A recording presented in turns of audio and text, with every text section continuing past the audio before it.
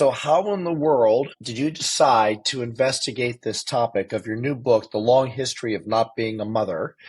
Where did this become of interest to you? Is it because of how you have come at the world?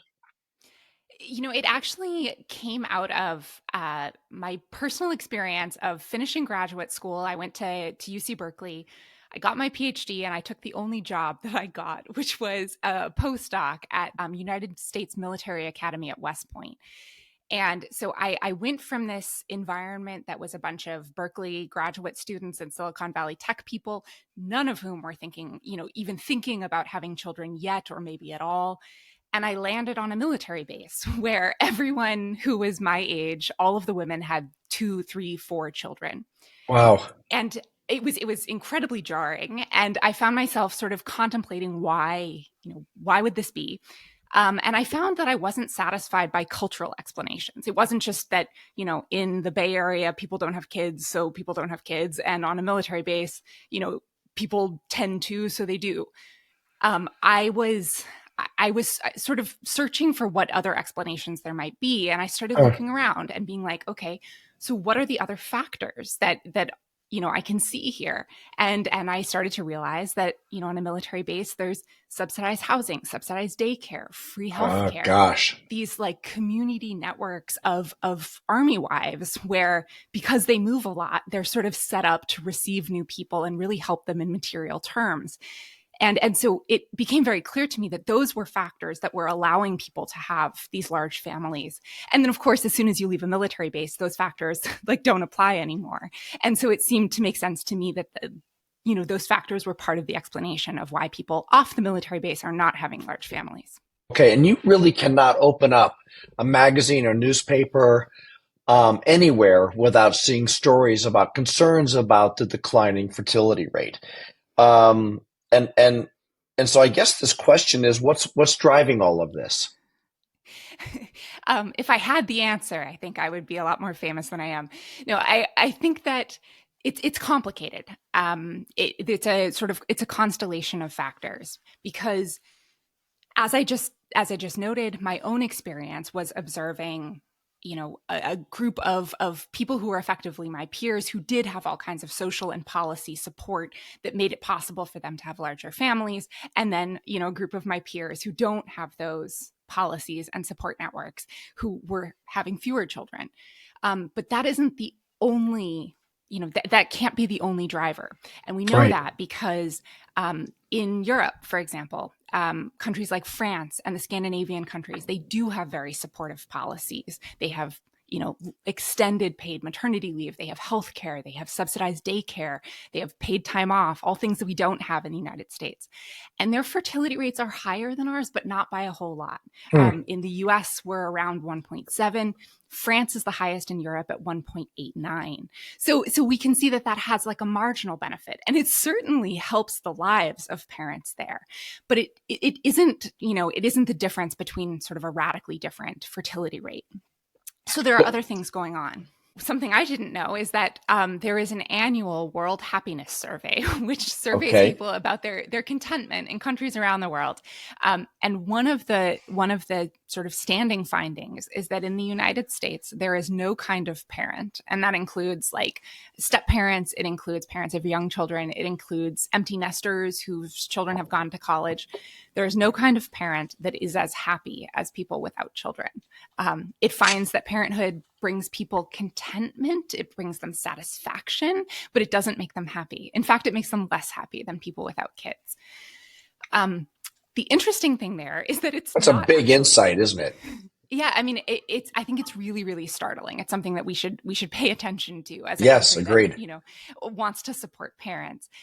Um, but they're finding, the researchers are very careful to say that this is not because children, like the problem isn't the children. It's not that children are making people unhappy. They might make people tired, but they don't make people Okay. unhappy. It's it's that the policy context where parents have Yep. children is what's Yep. making them unhappy.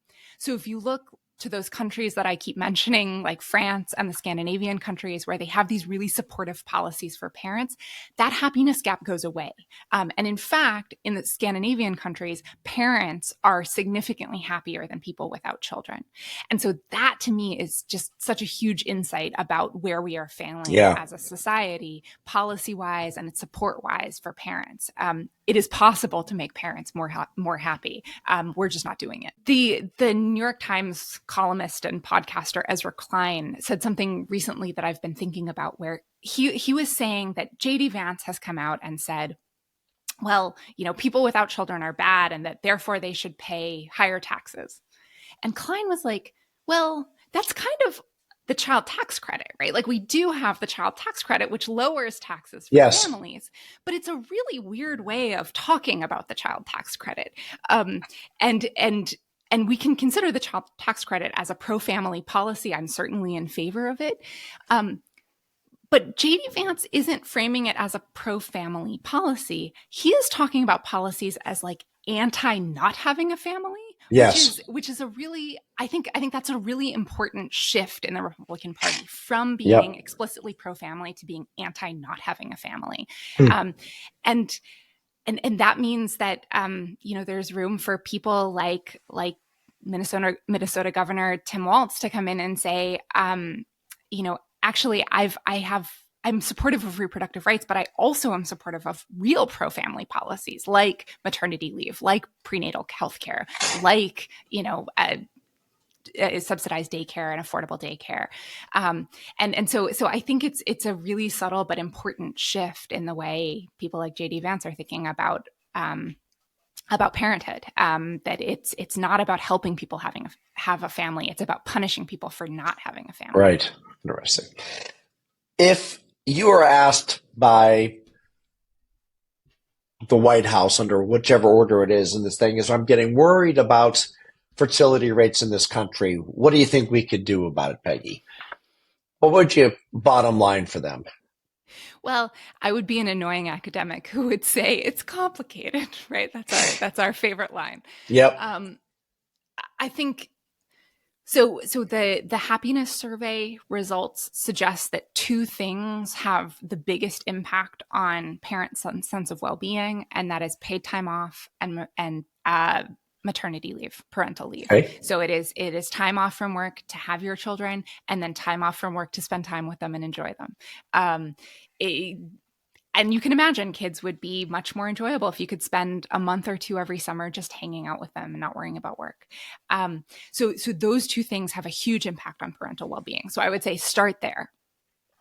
I would also warn the White House, who is asking me, that these policies may not have the impact on fertility rates that people might hope they would. Mm. As I've observed in France and the Scandinavian countries, their fertility rates are 1.8, 1.9 to our 1.7. And scholars have observed that around the world, as soon as women get access to education and professional opportunities and have access to birth control, fertility tends to fall to around 2. That's just sort of what happens regardless of cultural context, regardless of religion, that's where fertility falls when women have other options. And so I think I would say temper your expectations. Unless we start really limiting women's options, I don't know we're gonna get them to have go back to 3.5 or 4 as our fertility rate. And I don't think we should want that. I think that is our goal should be to create policies that allow people to have as many children as they want, not policies that force people to have children they don't want.